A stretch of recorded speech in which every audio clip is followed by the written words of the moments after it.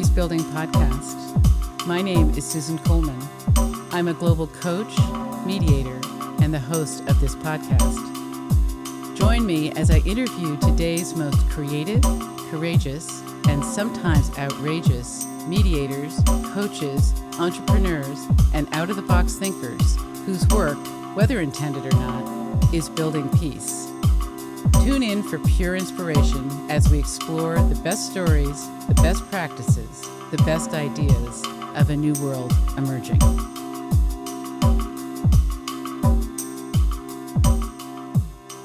I've known about Tom Hill for a very long time. I can't even think how many years I've known about him and heard his name, but I've only recently met his acquaintance. I met Tom through Zach Metz, and I know that Tom and Zach have worked with each other for years, and Zach was on episode number 8 of the Peacebuilding Podcast.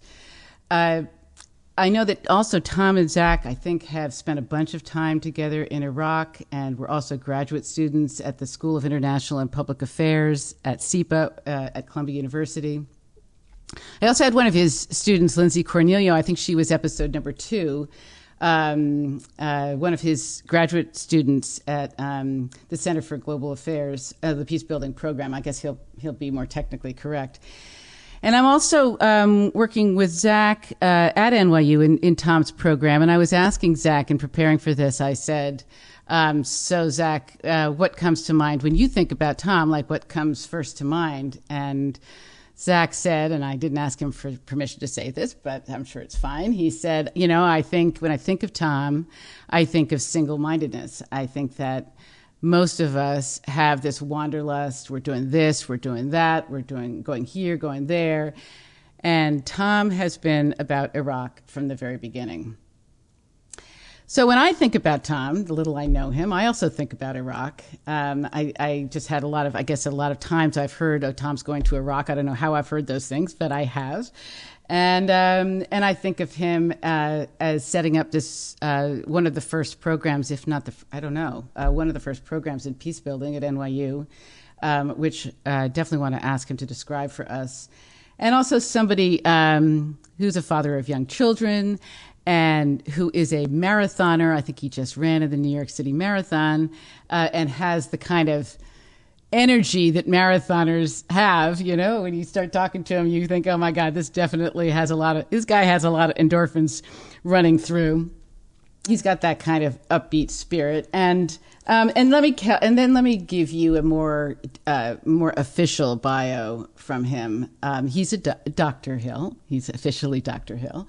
He's a clinical associate professor at the Center for Global Affairs at NYU University's School of Professional Studies, where he is a director of the Initiative for Peacebuilding through Education. He oversees the peacebuilding concentration within the Master of Science in Global Affairs program.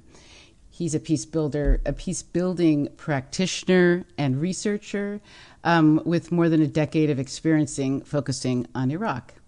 And he has made more than 35 visits to Iraq and has overseen design, development, and implementation of a series of interrelated research and educational projects focused on increasing levels of peacefulness in Iraq.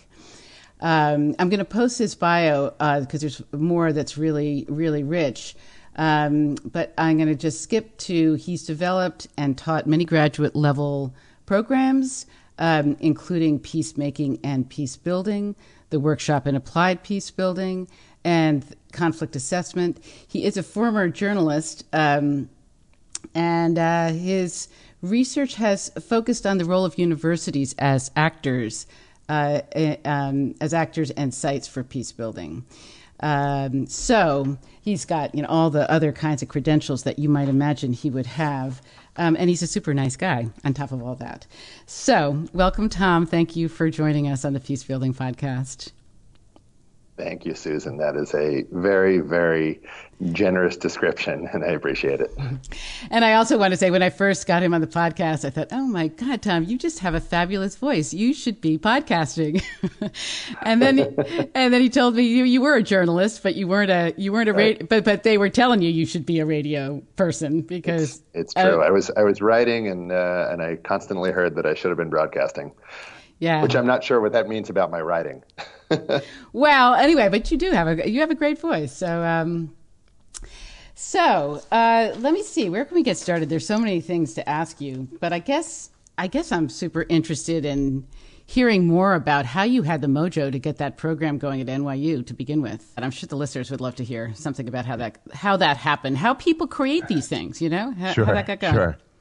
Well, it was a little bit of serendipity. I actually hadn't been planning to start teaching at all.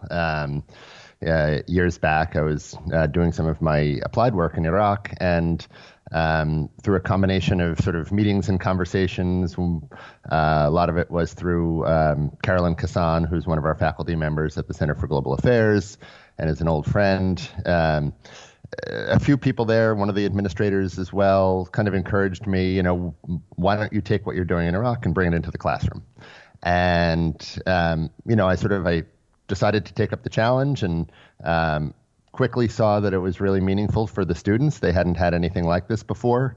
And, it sort of went from there. Then after teaching for, I think, let me just stop you. When you say nothing like this before, tell me a little bit more about that. What was different about it? And so I think, the students had some perception of sort of very traditional approaches to negotiation and conflict resolution, maybe from a diplomatic level.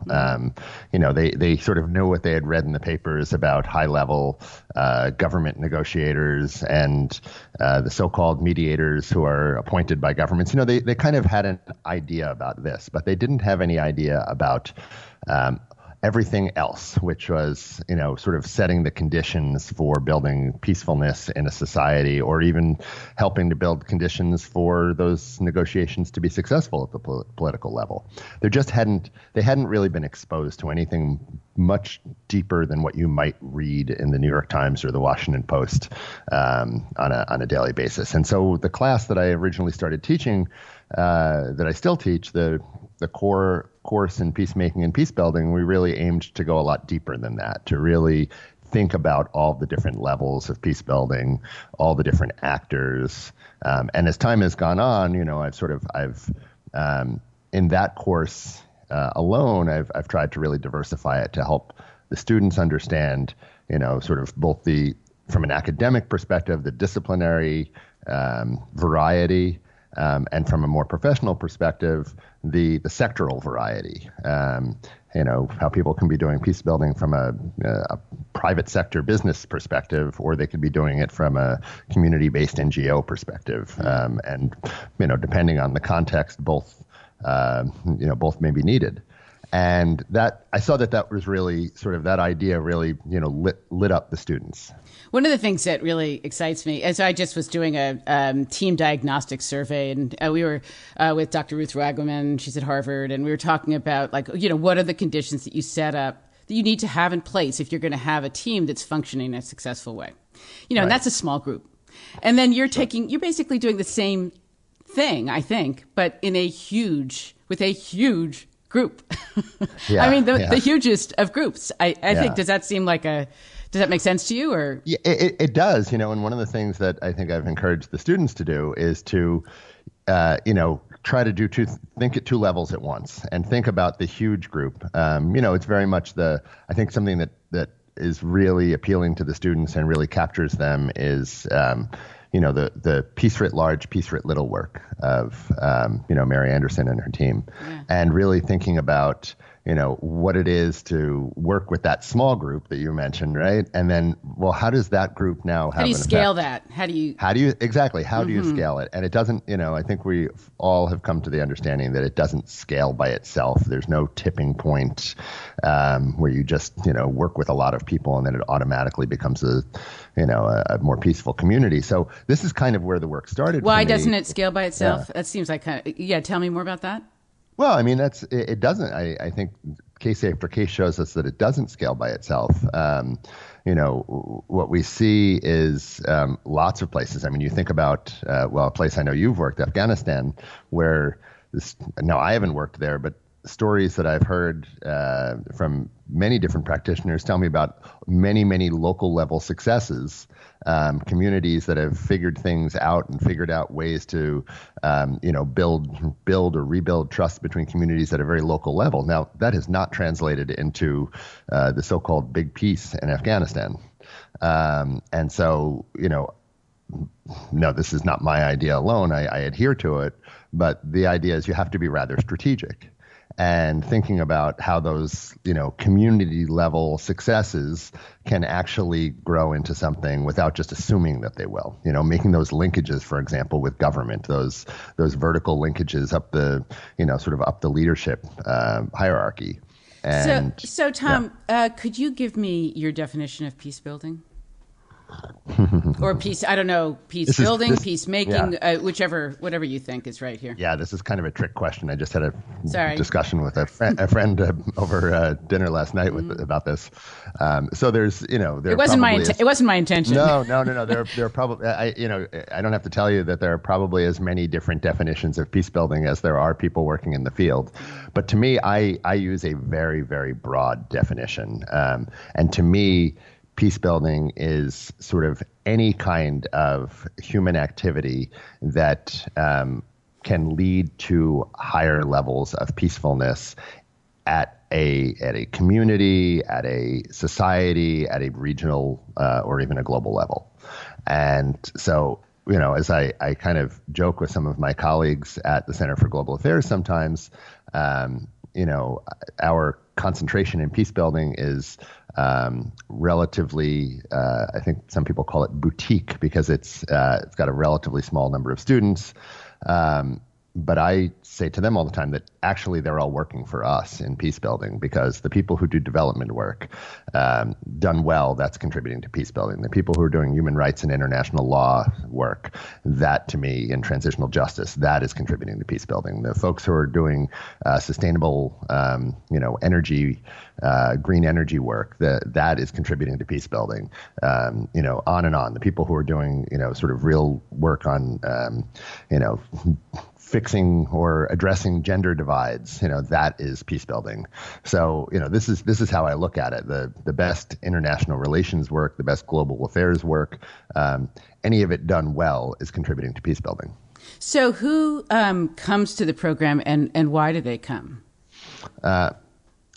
So we get a variety of students. I think some of them come in, knowing exactly that they want to do this, thing called peace building, even if they don't exactly know what it is. And we get others who come in, I think like in any master's program in the U.S. or Europe or other places where people come in sort of vaguely with a vague notion that they want to work in international affairs, make some sort of positive difference in the world. And then once they're in the program and they kind of look around and they see what this peace building thing is, and that it's not, sort of a group of, sort of 1960s holdouts just calling for, peaceful demonstrations in the streets, and that there's a real science to it. It appeals to a certain crowd who I think really want to be both constructive but also rigorous in their practice. So, and we don't have time to really go into it, but what are the kinds of what do they learn? Could you give a little snapshot of the curriculum? Sure. The basic things are to me it's a very skills-based program. I'm not interested in having people come into a master's program and not get paying jobs at the end of it. So, there are skills that I think we all would recognize. So, we do a core class, the one I was talking about, that really sort of introduces them to the thinking and practice, the sort of current state of it. And then we do a conflict assessment class that I encourage all the students to take, a mediation for global affairs class that we've had a couple of great people teaching it. Brad Heckman, who I'm sure you know from the New York Peace Institute, and Alan Gross, Mediators Beyond Borders. They've both taught in the program. We have a class that I teach each spring, and the workshop in applied peace building that actually is sort of a combination of a project management and a field work class that I actually teach in collaboration with Zach Metz, who you mentioned, at Columbia. So he teaches the class there, and I teach the class at NYU, and we actually bring the students together twice during the semester, once at each institution.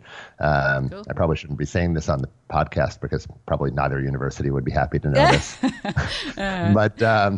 But we and then really those students get a chance to go out in the field and work with professional peace building organizations during the summer. And, so by the time they've gone through the program, they've been introduced to the theory and the current state of practice. They've learned skills like conflict assessment, mediation, project management, and then hopefully research skills as well. There's a variety of classes that sort of focus more on the research side of things. Students in our program all have to write a thesis or do a capstone project. So I encourage the peace building students to do field work if they're able to. And so hopefully when they come out, they've got this range of skills that organizations are actually looking for. And then what are the kinds of things, if you give a snapshot of that they tend to do when they come out? Quite a few of them go into NGO work. Some go into government work. I mean, because my work is in Iraq and I've had the ability to connect some students there. I think we have 4 or 5 different students who are working full time for different organizations in Iraq now. We have, students who go and work in a variety of the UN agencies. One of them actually finished the program and then got hired on as a consultant at UNDP to help lead the rewriting of UNDP's, the UN Development Program's conflict assessment framework. Well, and peacebuilding now has become a word that the UN really uses in its work, right? That's a relatively new phenomenon, I think, but... Yeah, but, and even at the U.S. government level, I mean, even though my view of it is the U.S. government sort of tends to be the last one at the party and these kinds of things, a few years back, I was at a meeting through the Alliance for Peacebuilding in Washington, and one of the staffers, I forget for which member of the House it was, came and said to us, you guys have won. We all talk about peace building now. We may not all be doing it. We may not all be putting resources towards it, but certainly now everyone knows what it is. And that's the first thing. So, when I'm intervening in groups and in organizations, it always works if you have a really compelling vision of where you're headed. And I think the end game, obviously, of peace building is actually I fully believe, maybe I'm just always the optimist, that we actually could get to a place where we are beyond war. We are beyond a patriarchal structure that I think stinks for both women and men, that we really have that in our grasp. And I don't know, that's a big question to ask you, but do you feel that as well? Can you see that? Do you think it's important to hold that vision for your students of where we're headed, why we're doing this, and what would come after, because there's always that thing too about somehow that peace is boring, that whole somehow that vibe that underlies some of the resistance I think that happens to this word and this field. Yeah, it's interesting. I think I'm an optimist, but I think I'm also a great pragmatist, and so I don't spend a whole lot of time thinking about the broad vision. I'm much more because I think especially with students and with colleagues that I work with in Iraq, for example, the big question they have is, okay, that's great, but what do I do tomorrow? Yeah.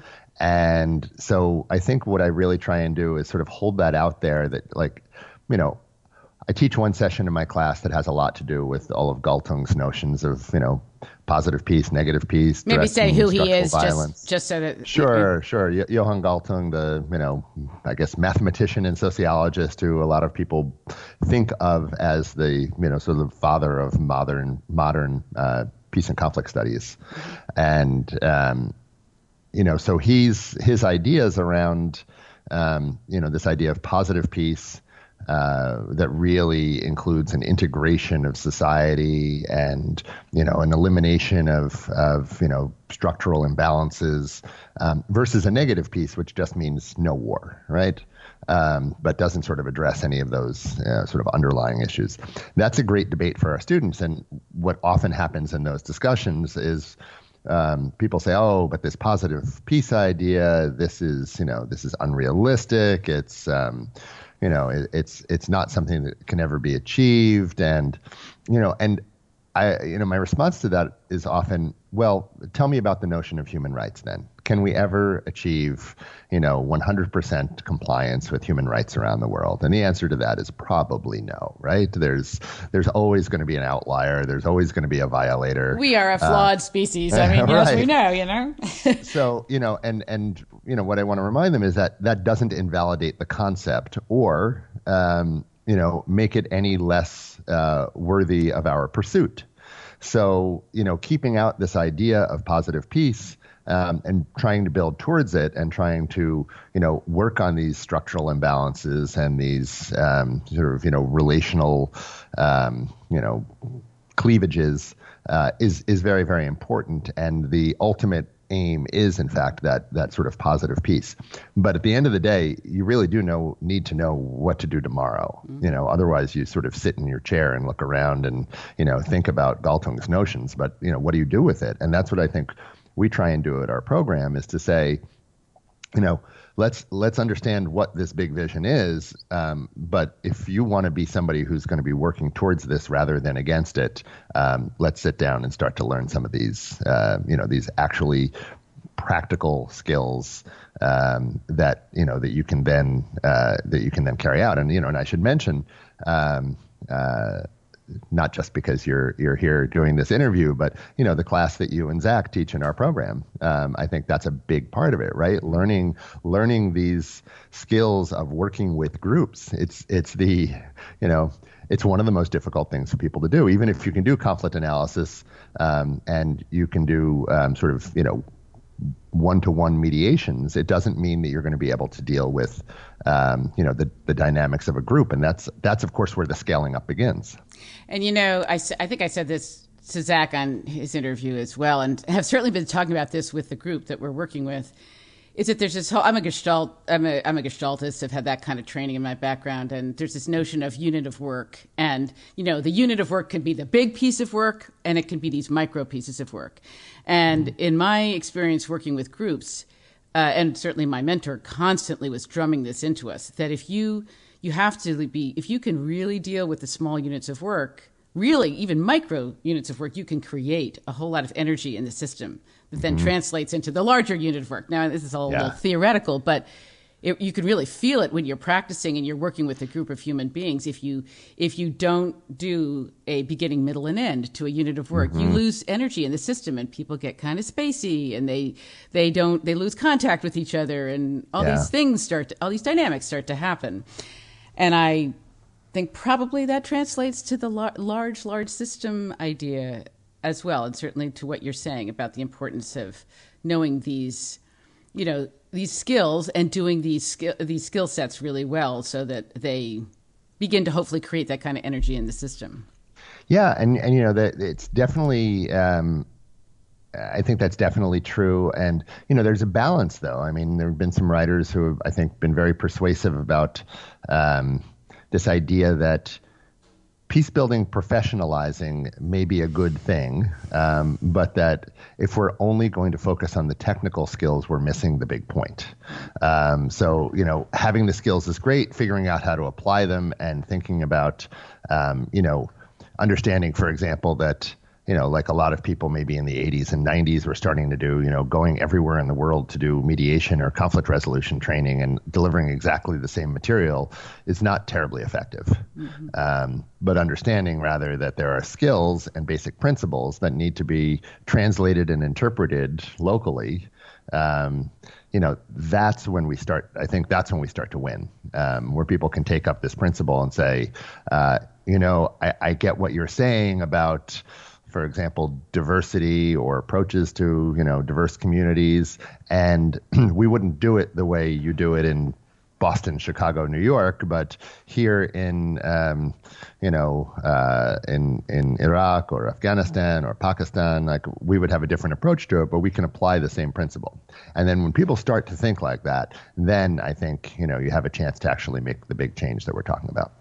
So this is a little out of order, but this is my order, I guess. I wanted to just, I want you to tell a story, and I want to get to that pretty quickly. But I do want to just do a little bit shift way back, just to ask you, Tom, the human being, like, when you were 10, could you have imagined doing this kind of work? And what planted the seeds? Like, just give me a little bit of a snapshot of what planted the seeds in you to get to where you are, and what your path has been to get to where you are. Yeah, well, it's been circuitous. I know when I was 10, I absolutely would have had zero interest in all of this. I was just about at the phase of my life when I was getting very, very interested in becoming a journalist, in particular, a professional sports journalist.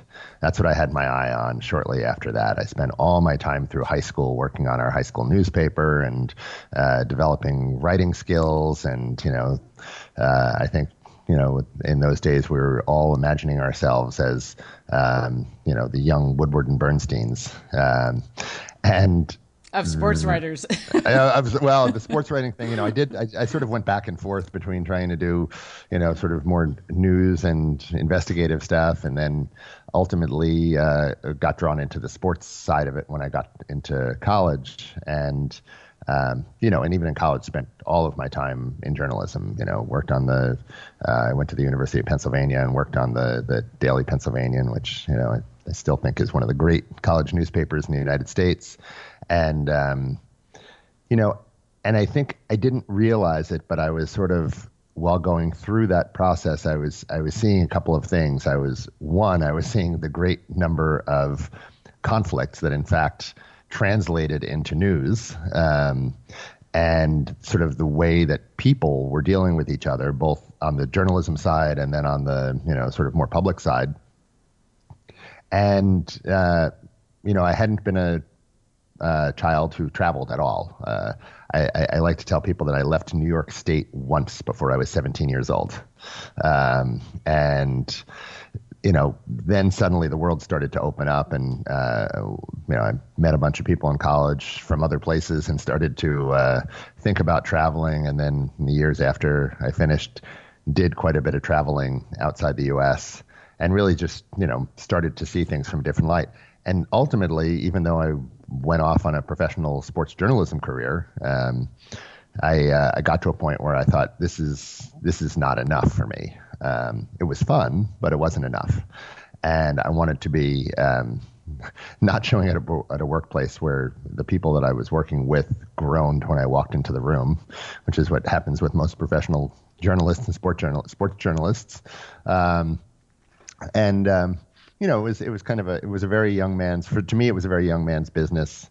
I had a great time with it, but I felt that there was something else out there. And really was one of those students I described earlier who didn't, in those days we didn't really use the term peace building, but I decided to go back and get a graduate degree. I went to SEPA that you referred to earlier at Columbia, after working in journalism for really about 12 years.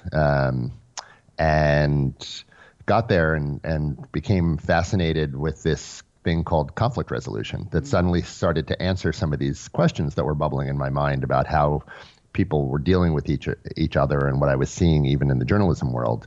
And the guy who really was the one who introduced it to me was Andrea Bartoli, the guy who links us all. Right. And so he was a professor, and then later became a colleague at the Center for International Conflict Resolution. I worked there for a few years after I finished my master's degree, and this is where sort of this whole idea. This is where the work in Iraq started for me. It's where Zach and I met. It's where I can list a whole other long list of people, most of whom who are out there in the field today doing this work, and and this is where I started to see that, okay, you can connect these theories. You're not just sitting in the classroom, but you can actually start to apply this. And for me, the brilliant part, which I've tried to carry forth in my own work, was when, I think I had been in the master's program for a year, less than a year. And Andrea came to me one day and said, would you be interested in working on this project that, we're just starting? And I said, well, what is it? And he said, well, we're going to work with these Kurdish guys from northern Iraq and bring them here to the States to do some, training. And honestly, Susan, I had no idea. I mean, yes, I had, like everyone here, I kind of followed the 1991 Gulf War, seen what had happened, but I knew nothing about, Kurdistan or the different groups there, had no language capacity, nothing. And it sounded interesting enough to me. So, they basically needed a graduate student who was going to do some of the, some of the grunt work on the project. And I said, yeah, sure. Let's see what this is. And that was in 1999, I think. That must have been the same project that I worked on, that I actually facilitated. Yeah. That was the same group. Yeah. And I think I was doing a separate portion of it. Okay. I brought 4 of the, you were doing the training work. Mm-hmm. I accompanied 4 of the gentlemen to Washington for a week for a series of meetings, because one element of the program was looking at sort of federalism and sort of civil society's role in building federal societies, and so I basically got on this Amtrak train with these 4 guys who I had never met before, and then later learned that there were 2 of them from one of the parties and 2 from the other party that had been involved in a violent conflict with each other, pretty vicious war, mm-hmm. and and I'm sitting there wondering, why are they sitting on opposite sides of the aisle, literally on an Amtrak train, not really talking to each other? And that was really my introduction to all of this. Wow. That's so interesting. All right. So I want to get, I asked you to talk about a piece of work, and I sort of have an idea where you may go, but I wanted you to share that with the listeners, however you define that, whether it's a small project, a large project. I know it's going to have something to do with Iraq. Maybe it's about Iraq as a whole, whatever. But, if you could start talking about it, and I'm going to be interested in what's worked about it, what hasn't worked, what are your challenges, things like that, in the time that we have. I think that would be super interesting. Sure. Well, I think it's this flows very naturally. So the story I'll tell is the story as much in as much detail as I can tell of our work with the University of Duhok. And just because it ties everything together. That's in Iraq, I'm assuming. Yeah, it's in Iraq. It's in the Kurdistan region of Iraq. Duhok is a city that's located, I guess the place everybody knows now is Mosul, because it's very much in the news because of military operations going on there. So Duhok is actually a place that is about 45 miles north of Mosul. It's very close.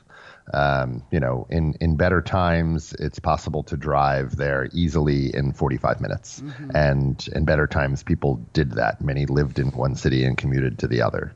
But taking you all the way back to that Amtrak train ride, there were people from each of these 2 political parties, 2 from the Kurdistan Democratic Party and 2 from the Patriotic Union of Kurdistan.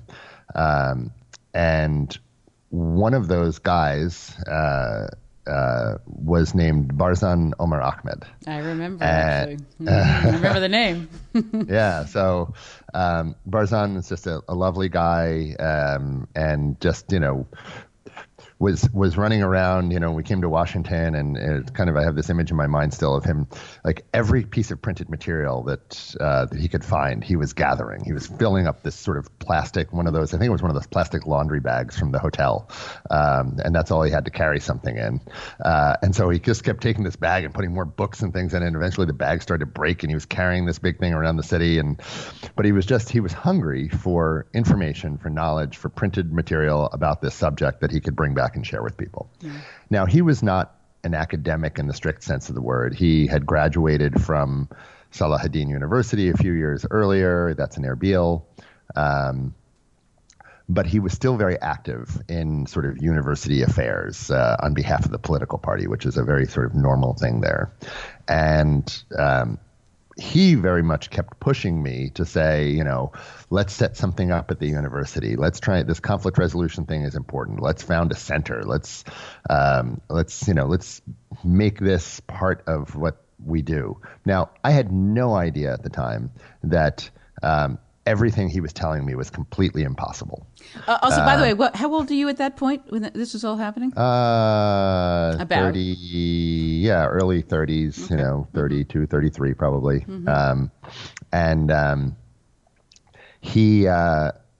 So he was, and he was probably, I don't know, he was probably 25, 26. Oh, wow. Okay. Maybe a little older, but, he was in his late 20s perhaps. And he was basically, saying we could do this, and I thought, I was kind of taken by his energy and thought, okay, let's try and do this. So, even when those guys went back, I kept communicating with him by email, and those were in the days of, dial-up connections here. And, I'd send an email and, maybe I'd get a response a couple of weeks later, when the electricity and the internet were all working there. This was, pre-2003 war, so Iraq was still under Saddam, and the Kurdistan region was, under that government, but somehow separated. We just started this dialogue, he and I. And, then one day he sent me a picture saying that he had sort of founded this Center for Conflict Resolution at the university, and there was a sign on an office, and then finally I had the opportunity to go. I wasn't able to visit there until 2003 when, it was possible to get into Iraq with an American passport. It was very difficult before that time. What had happened to make that change? Yeah. What had happened to make that change? So in 2003, when the Americans, the American-led coalition, went in to remove Saddam's regime, the summer of 2003 was a completely lawless time in Iraq. Anybody could get over the border for anything. And so suddenly we went from a period of, I worked with those guys when they came to the United States. We had subsequent meetings in Beirut. We were planning the next summer to go, in 2003, we were actually going to do some work with them in Cyprus. And it was really at that time trying to build their capacity so that they could set up university programs. And then suddenly, in April 2003, the war starts, it was kind of terrifying from back here because we didn't know what was going to happen to our friends there. But thankfully, everybody that we knew emerged from it okay. And then suddenly, one day I get this phone call from, I actually remember I was with friends up on Cape Cod on a weekend trip up at the beach. And this is 2003, and I had a sort of a very large cell phone at that time. And things have definitely changed. Yeah. And my phone rings, and I pick it up, and it says, "This is Dr. Asmat Khalid, the president of the University of Duhok, calling me." Yeah. And he says, "I know you're planning to do this thing in Cyprus this summer, but forget it. Come here." He said, "You can come." And I said, "Is that possible?" And he said, "It's absolutely possible." He said, "You get here. I believe," he said, "bring Zach, and we'll work everything else out." And so that was sort of the start. Now Barzan was back at Salahuddin University, I think hoping to host the same thing, but he wasn't the president of the university. He was a much more junior person. And so Duhok had kind of swept in and said, "Okay, we'll host this. Come here and let's work together this summer." And so we did. Zach and I and Ted Johnson, who you may know, who at that time worked at the Conflict Management Group. The three of us got on a plane to Amman and got to Amman and then said, okay, now how do we get to Iraq? And literally found a former student that we knew from SEPA who was interning at the U.S. Embassy in Amman, who recommended a trusted driver to us. And we went to the because there were no flights at that point. Well, there were no airports in the north. There was you could fly into Baghdad, but at that point everything was just chaos. There weren't any, Iraqi Airways was grounded at that time. Okay. There was maybe UN flights and was about it. And there was, this company called AirServe that you may have crossed paths with, that flies into these humanitarian zones. But we couldn't find our way in. And so finally we just got this driver who was recommended to us, and we went to one of the big American hotels at 2:00 in the morning.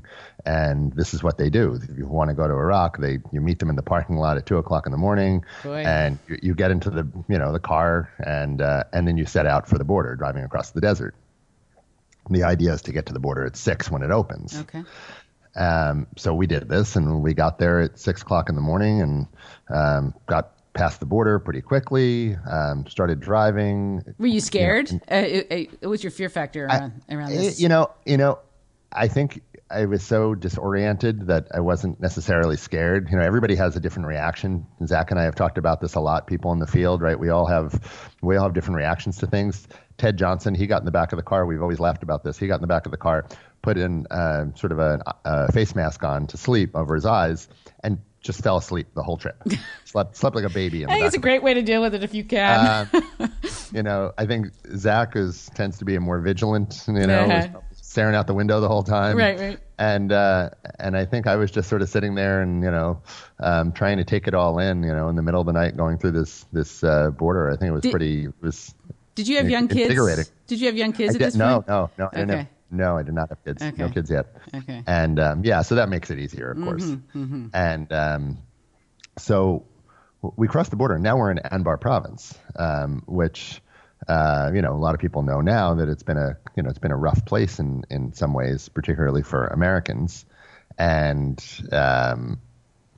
but that morning we drove through Fallujah, we drove through Ramadi, and got all the way to Baghdad, where we were then meeting the brother of the president of the University of Duhok. He had a house in Baghdad. He had us at his house for lunch. We walk in, and we're in this very nice house in central Baghdad, and there is a Kalashnikov leaned against every window in the house, ready for whatever Just say comes. what that is in case people don't know what that is. This automatic weapon, this Russian, made automatic weapon.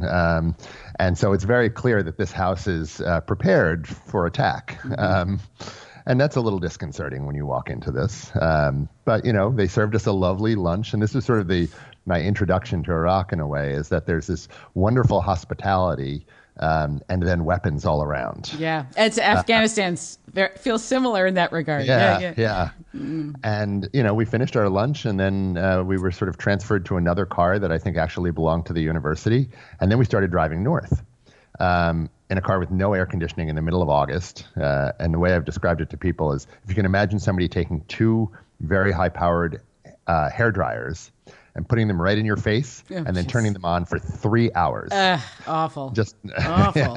Yeah. And so, we drove there, and, it gives you some sense of, people that are in the military and all the, stuff that they're wearing, in that kind of environment. It's like, ugh. Yeah.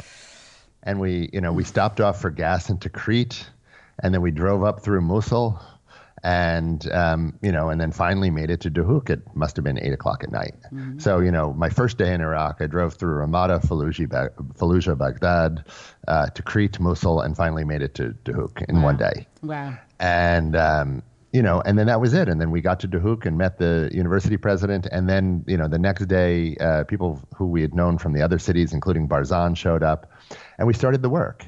And that was it. There on that trip, I met a gentleman named Dr. Jyotiar Sadiq. And he is the one who today is he was sort of I don't think he had even finished his PhD at that time.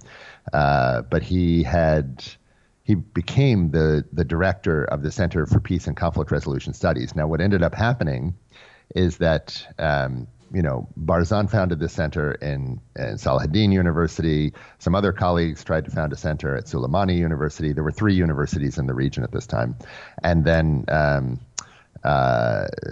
Jyotiar and others founded the center at Duhok University. And, there was a little bit of a rivalry between them, frankly. The people in Salahuddin University said, we live in the regional capital. We should be the ones to have this conflict resolution thing. It was kind of ironic, right? There was this argument about... It's always the case, right? We always have to do with that, Competition is a fact of life for no matter what you're doing, But it was good because I think it inspired some action on which is on what's both good sides. what's good about competition. Right. And, and so we got to a point where there were, probably the 2 more active centers was the one in Salahuddin University and the one in Duhok University. And really, at this point, they were just, they couldn't have any effect on curriculum, we soon learned, because, it was very centrally controlled by the Ministry of Higher Education. Is this one of the reasons you said what they were asking you to do was impossible? Was this exactly? So you were getting into? Okay. Yeah, they actually asked us to help them develop curriculum, and then it took us maybe a year before we realized, why aren't they developing the courses? Why aren't they starting to teach these courses? Because, of course, here, right, in the States, if you're at a university and you come up with a, fancy idea for a new course and your dean says, yeah, that sounds great, well, then the next semester you just teach it after it gets the necessary approvals. But there was no system for that. There was no way a professor could present a new course to a dean and have it accepted. It had to go either to Baghdad or to Erbil, to the ministry, and go through and would have to be part of a entire curriculum reform effort that would require laws to be passed in the parliament. So it was, just not possible. Yeah. So what they were doing instead was, hosting small meetings to talk about sort of conflict resolution and doing some small conferences and inviting local leaders and, doing sort of the little things, the small pieces that were possible for them to do. Now, the unfortunate twist in all of this is that in 2004, right after what I think was my 3rd trip to Iraq, we'd visited with Barzan and his family in Erbil, and he also worked for the Iraqi Red Crescent, which, is the sort of Muslim world's Red Cross. And he had done a lot of things in Erbil to draw attention to himself because of his work, and I think at times to irritate people because he was crossing all sorts of lines that weren't supposed to be crossed.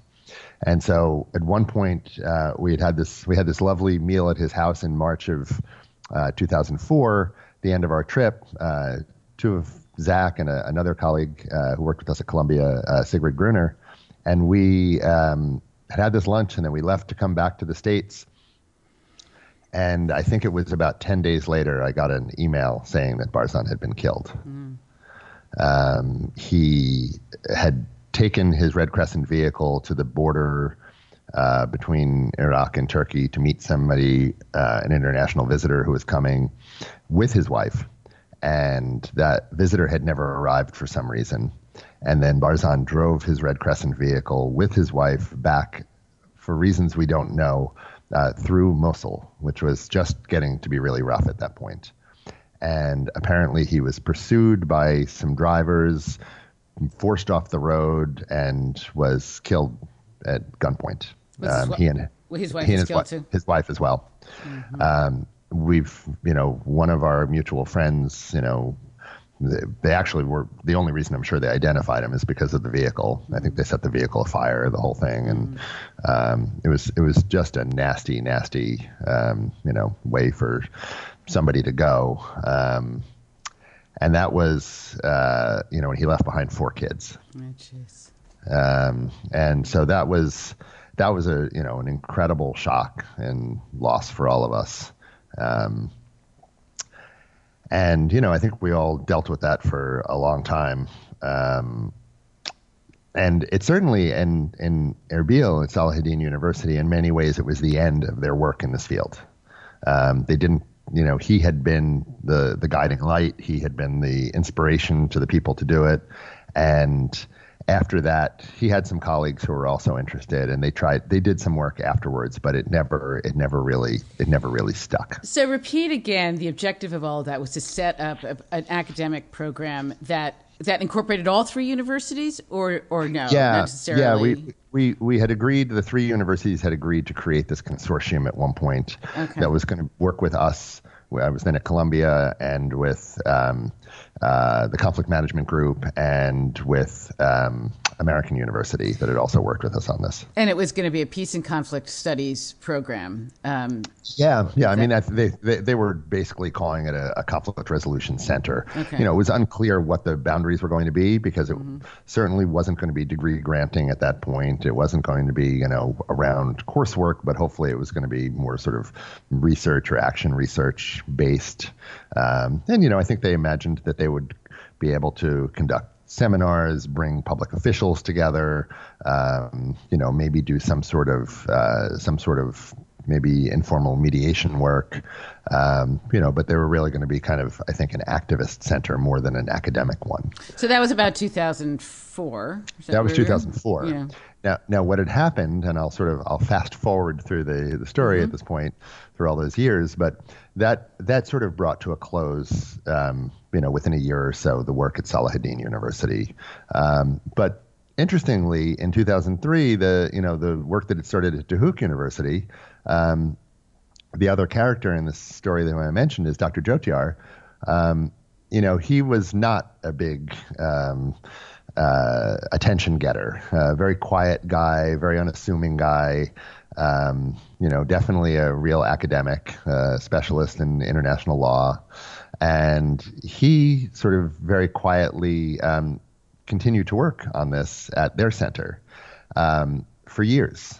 And suddenly in 2000, I want to say it was 2008, a woman by the name of Victoria Fontan, who I had known through a connection at Columbia and had gone on to teach up at Colgate. She was interested in going to the region, had gone to the region, and had met some of the people in our network. She had gone on to work at the University for Peace in Costa Rica, the UN University. And they were running a program. They had gotten funding, I think, from the Dutch government to try to set up some master's programs in the Middle East in peace and conflict studies.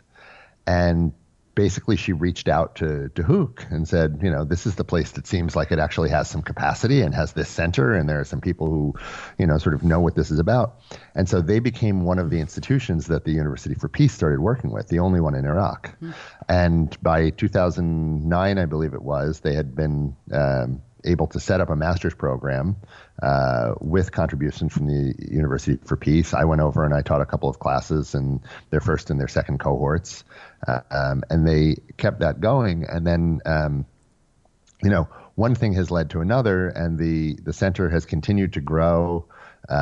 We've been able to, in the interim, I made the shift in, I think, 2008 or 9 over to NYU. I was sort of had a foot in both universities for a little while, and then made a full-time shift there in, I think, 2010. And sort of the project work went on, and the center has grown bigger and bigger, and to the point where we now have had this joint program running the last 3 years that we call Community Peace Education, where 17 of the master's graduates from the University of Duhok have worked as community peace education instructors, with more than 4,000 young people in the area on this 3-day curriculum that we co-designed. And about a year ago, the president of the university, I was having dinner with him, and he said, "We're going to start a Department of Peace Studies." And I thought, okay, well, that's interesting. And sure enough, sometimes you hear these things and they don't come to pass. Well, let me tell you, Susan, this has come to pass. The students are actually entering the program next week. Wow, fabulous. They planned for 30 students. They got so many applications that they increased the number to 70. Wow. So they got, I think, over 200 applications for the program. So they expanded it to make it a Peace Studies and Human Rights program. So it's going to be the Department of Peace Studies and Human Rights. It's the only program of its kind anywhere in Iraq. Wow. And sorry, is it undergraduate, graduate? Undergraduate. So they're because this is basically how things have to be developed in Iraq and in much of the Middle East. You have to have an undergraduate program, and then to do a real master's program, then you're going to have graduates from that program, and then ultimately a PhD program. Yeah. And so this means that they've fully institutionalized this now. Wow! Congratulations. I mean, that's. Yeah. But that was the arc, and it started it started really from that first meeting in 1999. Right. And it took until 2016. Right. So, I mean, that leads me to the question, so that's 16 years, 16, 17 years. Yeah. And so what's been your conclusion learning about, when Zach says, oh, when I think about Tom, Tom's been, it's all been about Iraq all the time. And you've been one of those people that has stuck with it. What are your conclusions or your observations? I mean, the obvious one is that this takes a long time, this work, to accomplish things that are sustainable. That it's not, none of this work is linear. There are moments when it looks like things are dead and not happening. And it does not mean that there is not sort of a brighter moment just around the corner.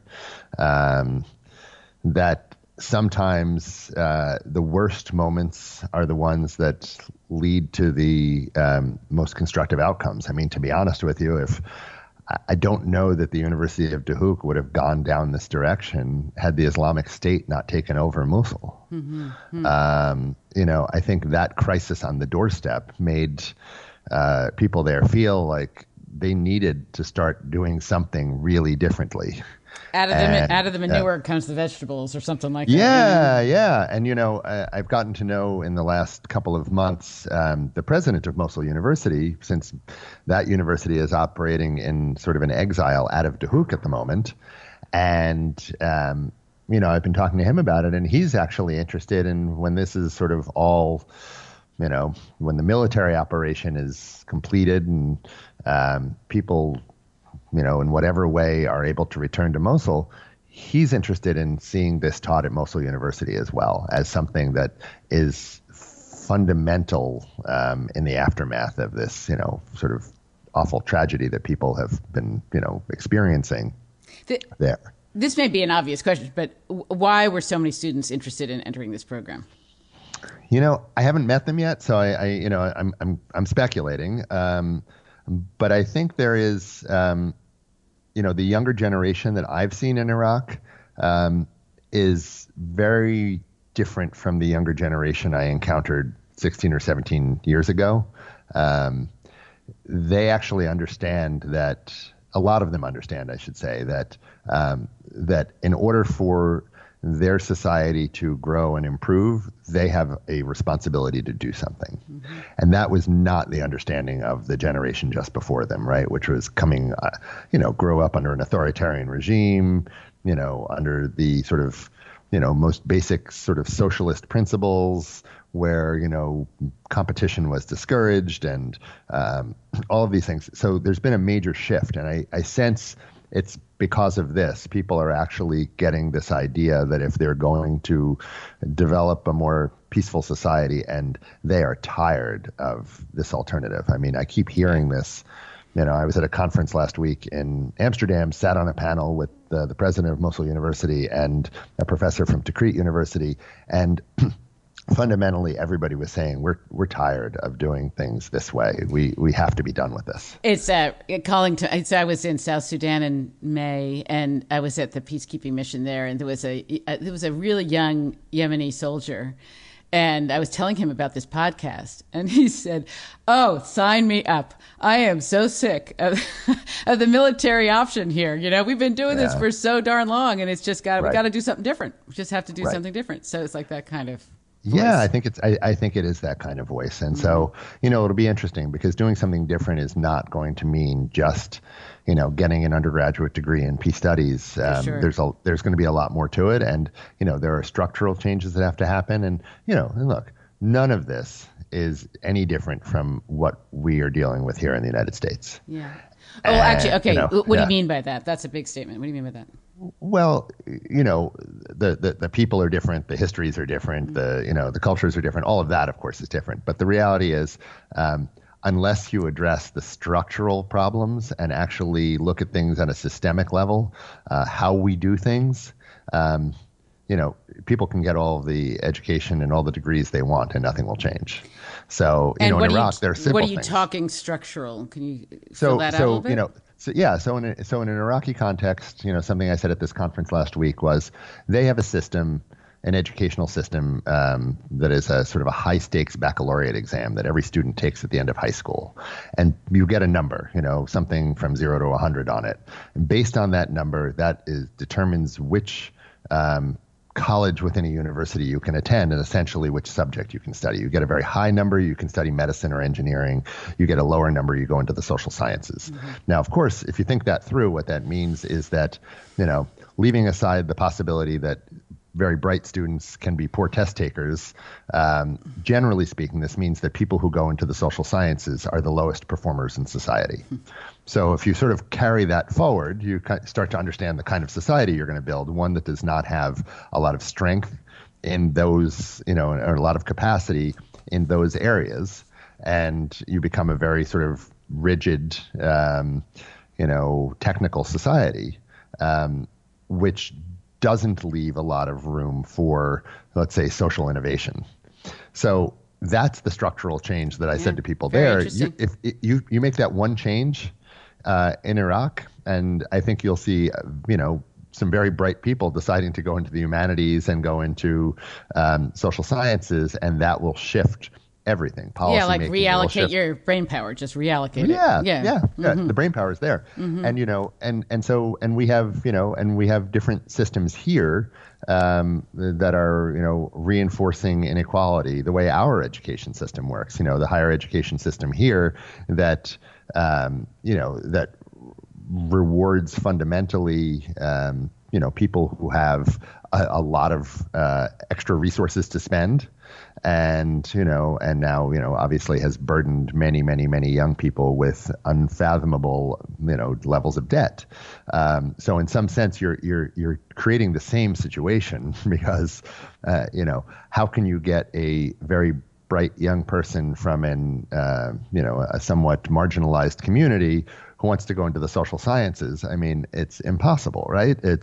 You can do it, you can get your degree, and then, you have, $150,000 of debt to pay off and a job, in a social service agency that's only going to pay you, $30,000 a year. It does not compute.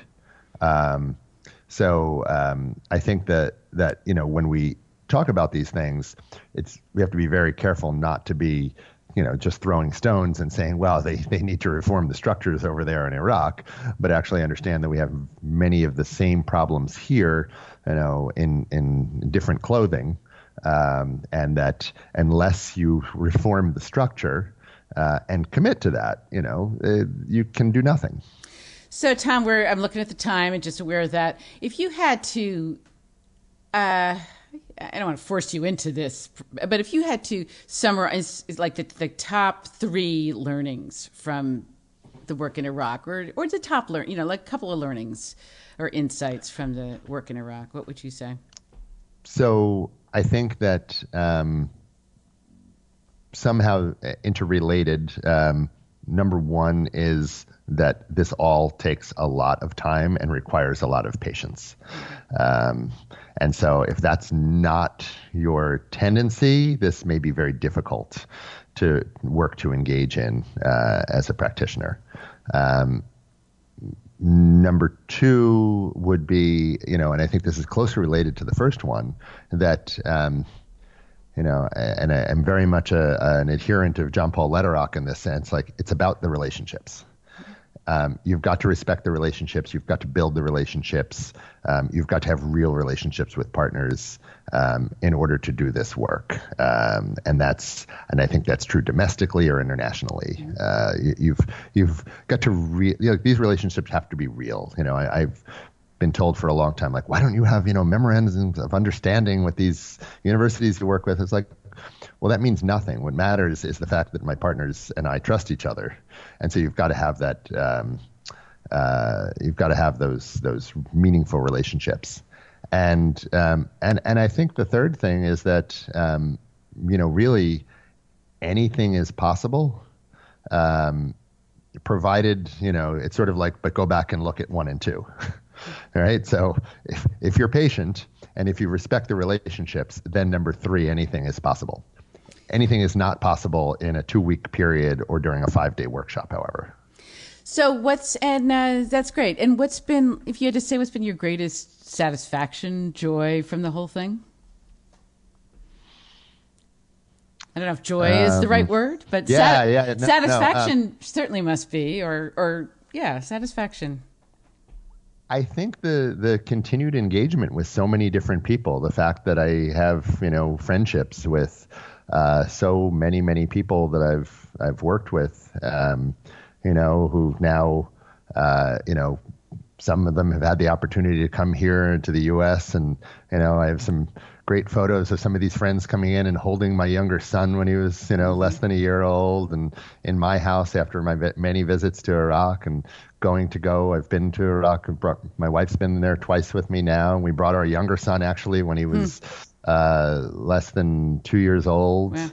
And that, this is the satisfaction of just being able to show everybody that, we can do this. We can actually relate to people in this very, very, difficult context, and we can be human with each other. And more than anything, I consider a lot of my colleagues, they're my friends now, and, extended family, some of them. And that's very satisfying to me to be able to say that. I think one reason people have a hard time focusing like you have is, there's economic reasons, but also sometimes they feel like they're going to miss out or not learn from other systems. And I guess that the question is, how have you focused on Iraq, but made sure that you get learnings from other systems that maybe help you know what to do or what not to do? Can you say anything about that? Yeah, I mean, I think, obviously I've been almost single-minded, to use Zach's term, on Iraq for a long time. But I think, listening to other people, I mean, the one thing that I heard a lot when I started working in Iraq and hear it occasionally is people were always looking for particularly donors, aren't there other cases that you could be learning from, or that, maybe we should bring in trainers from other places in the Middle East that have also experienced ethnic conflict. And so there was this idea, let's bring people from Lebanon to Iraq. And my Iraqi friends would always say, yeah, but it's really different. Yes, they speak Arabic, although a different Arabic. And yes, they have different, sort of ethnic and confessional groups, some of which look a little like ours, but their politics are totally different. Their history, their experience of colonialism, everything was different. And so, I think it's okay to, see if there are some lessons to be learned from these other contexts, but they're very, some of the lessons are very superficial. And the primary lessons to be learned are actually from the context in which you're working. Look, it's completely possible that, even as I'm talking, these other universities are toying with the idea of creating programs like the one in Tahuk, and even Mosul, which is 45 miles away, is a very, very different context. And so they will be able to learn something from Tahuk's experience, but they'll have to build something that's right for their city. And so I think, to me, that's, rather than forcing the comparisons and the lessons learned from these other cases, it's really respecting the fact that each context is really unique unto itself and proceeding in that way, and not trying to, just replicate. Yeah. That's a super interesting response and could be a much longer conversation, but I'm not going to go there because of the time. And I do want to ask you a question I just like to ask, which is, and maybe it's going from the sublime to the ridiculous. No, well, I don't know what that, maybe it's going from something so big to something so little, but do you have a favorite tool, technique, process when you're doing peace building work? Is there something, a favorite, doesn't have to be the favorite, methodology that you particularly like? Rely on? The thing that I've really liked, particularly with this last program that we've worked on, the community peace education in Tahuk, has been looking at the work of Bill Urey and the Third Side, because I think bringing that to people is really, really, I've seen it be very, very powerful when people are actually, you can use it as a challenge and say, look, here are 10 peace building roles. These may not be all of them, but this captures a lot of it. And can you see yourself in these roles? And this is actually what we work with the young people doing in the workshop. They have to sort of go back to their communities, try and, apply some of these principles, and then come back to us and say, so which one are you? Mm-hmm. Are you a bridge builder? Are you a teacher? Mm-hmm. Are you a provider? Are you a mediator? Are you a peacekeeper? What are you? And that's the thing where I've seen the spark, where the students say, aha, okay, so we don't all have to be doing the same thing here. And what's interesting is I do it with my students in the master's program. I always run a session on sort of third side and peace building roles. And by the way, what are you talking about? A book that he wrote, or yeah. But that was Getting to Peace, and then it changed the name to the right. It was Getting to Peace, and then he changed it to the third side. To the third side. So, and he describes what you're talking about in that book. Yeah, these 10 roles. And Zach actually was the one who sort of, I think, called my attention to it originally. And then he developed a module that we used in some workshops many, many years ago. And I've built on that to really use it as a challenge to people, to say, we're not just teaching you a model here, but we're introducing you to a way of seeing yourself in the world as a peace builder. And, look, if you can't see yourself in any of these roles, that might tell you something too. But really, it is about taking personal responsibility.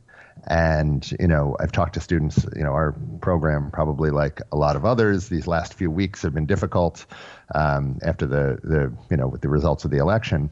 And essentially, a lot of people have been saying, well, what can I do? And I ended up doing this session with my students, I think it was the first session after the election, and said to them, this is perfect timing, because here's what you can do. Mm-hmm. If you're serious about asking that question, and you're not just, saying it to get something off your chest, here's what you can do. You can play one of these roles, and you can take it seriously in your home life, in your community life, and in your professional life.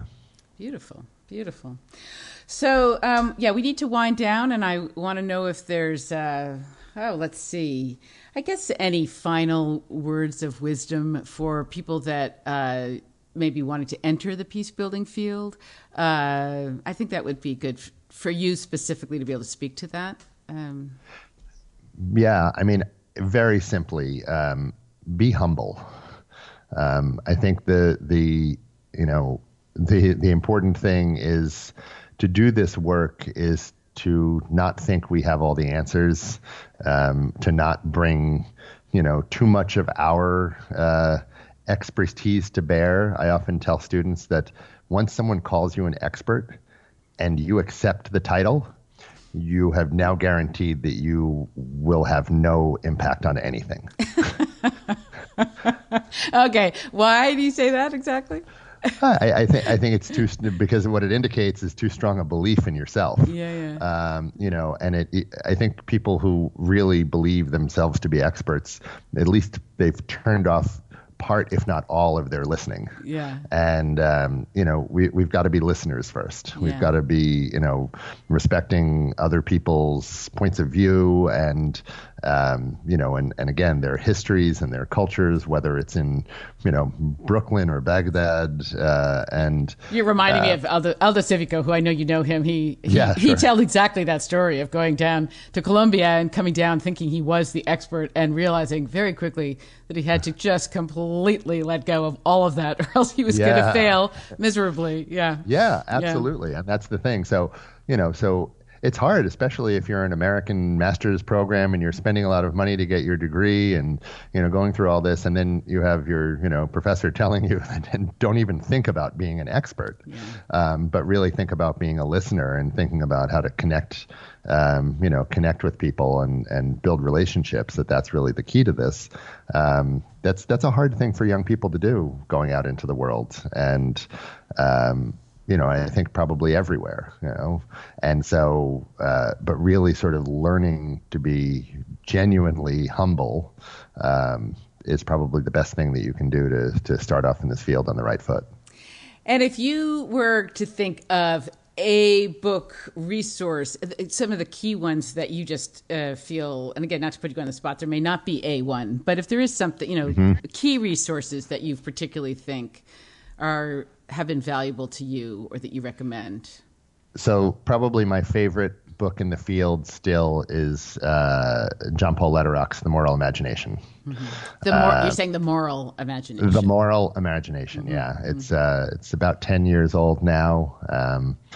It's fabulous. It focuses on the need for creativity in peace building, sort of looking at the artist's spirit. I've never thought of myself as particularly artistic, but I think this book emphasizes the need to, again, break away from sort of just simple technical approaches to the field and really understanding that we need to, sort of broaden our horizons and embrace creativity and diversity in the work. Yeah. Yeah, I'm actually having some dancers coming onto the podcast pretty soon. So I don't know if that's nice. Exactly what you're talking about, but dancers, musicians, I think are often, yeah. So anyway, Tom, I don't know if there's anything else you want to say, but any other things that you feel like you've left out or you'd like to? Well, I could go on for an hour. I know. We probably should wrap up and. Yeah. Yeah, but it's a real pleasure to get to talk about this. It's actually really nice for me to get to reflect on some of these things, and share them with you and hear some, have some dialogue about it. So I'm really thankful for the opportunity to be with you. Yeah, and I'm really grateful to have this conversation with you, and really grateful for the work that you're doing and the dedication that you've brought to it, and the consistency that you've brought to it over time. I mean, I think it's really it's a real model for a lot of people to look at. So. Kudos to you. Thank you very much. And all right. So thanks for being here. Thank you for having me, Susan. Have a good day. Bye-bye. Bye-bye. Thanks for tuning in to this week's episode of the Peacebuilding Podcast. Check out thepeacebuildingpodcast.com for show notes and for more great information and resources. Please email your comments, suggestions, and ideas to susan@thepeacebuildingpodcast.com. And join me next time for more great thinking, innovations, and ideas to take our planet to the next level.